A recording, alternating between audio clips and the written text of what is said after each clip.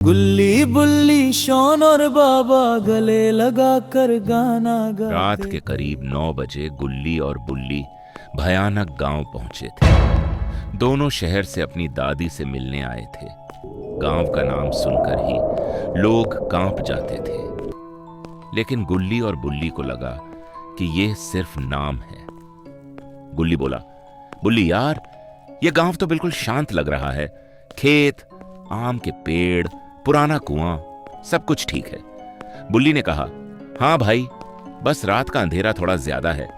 चलो दादी के घर पहुंचते हैं। दोनों गांव की पगडंडी पर चलने लगे। चारों तरफ खेत फैले हुए थे। हवा में सरसों की खुशबू के साथ कुछ अजीब सी सड़ांध आ रही थी। दूर दूर तक नारियल और आम के पेड़ खड़े थे। उनकी छांव में अंधेरा और गहरा लग रहा था। जैसे जैसे रात गहरी होती गई, हवा रुक सी गई, सन्नाटा छा गया। तभी दूर से एक पुराने कुएं के पास हल्की सी लाल रोशनी दिखी। गुल्ली फुसफुसाया, बुल्ली देख, वो क्या जल रहा है। दोनों कुएं की तरफ बढ़ गए। कुएं के पास कुछ गांव वाले खड़े थे। उनके चेहरे पर डर साफ दिख रहा था। एक बूढ़ा आदमी कांपते हुए बोला, बच्चों, यहां से तुरंत चले जाओ। यह गांव रात को जाग जाता है। हर रात कोई ना कोई गायब हो जाता है। गुल्ली ने पूछा, काका, क्या बात है? हम तो अपनी दादी से मिलने आए हैं। बूढ़ा आदमी धीरे से बोला, यहां एक ईविल नन घूमती है, सिस्टर मेडलिन। वो अपनी मरी हुई बेटी एलिसा को वापस लाने के लिए बच्चों की आत्माएं चुराती है।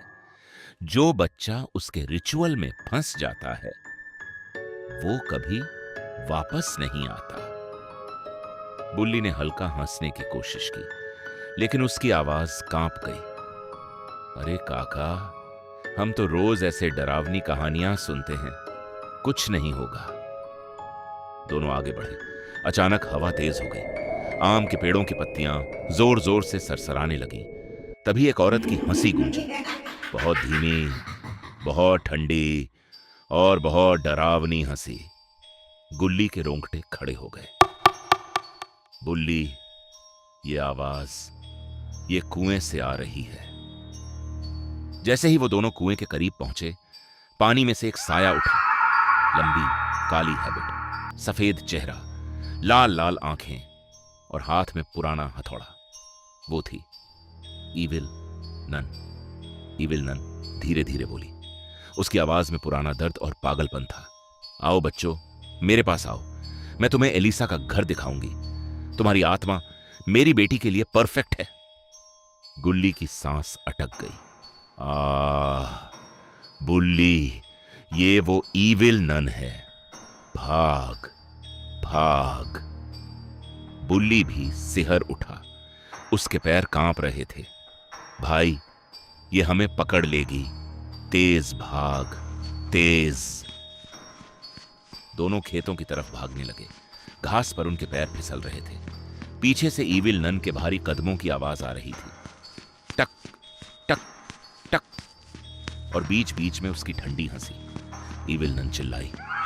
उसकी आवाज पूरे खेत में गूंज गई। तुम भाग नहीं सकते। मैं अपनी बेटी को वापस लाऊंगी। तुम दोनों की जान लेकर। तुम्हारी आत्माएं मुझे दे दो। गुल्ली और बुल्ली हांफते हुए एक पुराने आम के पेड़ के पास रुके। तभी उनके सामने अचानक एक आदमी निकला। वो था बाबा। बाबा मुस्कुराया, लेकिन उसकी मुस्कान में कुछ अजीब क्रूरता थी। अरे गुल्ली बेटा, बुल्ली बेटा, आ गए तुम? मैं तो तुम्हारा इंतजार कर रहा था। गुल्ली हैरान और डरा हुआ बोला, बाबा, आप यहां? बाबा ने ठंडी हंसी हंसते हुए कहा, मैंने इस ईविल नन के साथ डील कर ली है। वो मुझे अमर बना देगी और बदले में मैं उसे तुम दोनों की आत्माएं दे दूंगा। तुम दोनों उसके रिचुअल के लिए बिल्कुल सही हो। ईविल नन भी वहां आ पहुंची। उसकी आंखें और लाल हो गई थीं। वो बोली, हां, अब तुम दोनों मेरे रिचुअल के लिए तैयार हो। मैं तुम्हारी आत्माओं से अपनी बेटी एलिसा को जिंदा करूंगी और तुम हमेशा के लिए गायब हो जाओगे। बाबा ने गुल्ली और बुल्ली को मजबूती से पकड़ लिया। ईविल नन ने अपना हथौड़ा धीरे धीरे ऊपर उठाया। गुल्ली की आंखों में आंसू आ गए। उसकी आवाज कांप रही थी। बाबा, मत करो, हम तो आपके लड्डू खाने वाले थे, प्लीज। बुल्ली रोते हुए चिल्लाया, बाबा, हम मर जाएंगे।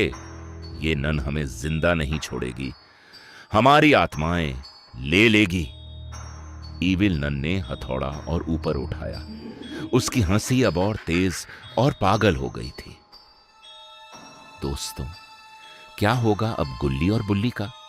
क्या बाबा और ईविल नन मिलकर इन दोनों की आत्माएं ले लेंगे?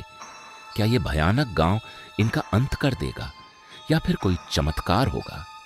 यह सब हम देखेंगे पार्ट 2 में। तो दोस्तों, अगर स्टोरी में डर लगा तो लाइक कर दो, चैनल सब्सक्राइब कर लो और कमेंट में बताओ, गुल्ली बुल्ली बचेंगे या ईविल नन उनकी आत्मा ले लेगी? स्टे सेफ, स्टे फनी, लेकिन आज रात सोते वक्त दरवाजा बंद रखना। बाएं बाएं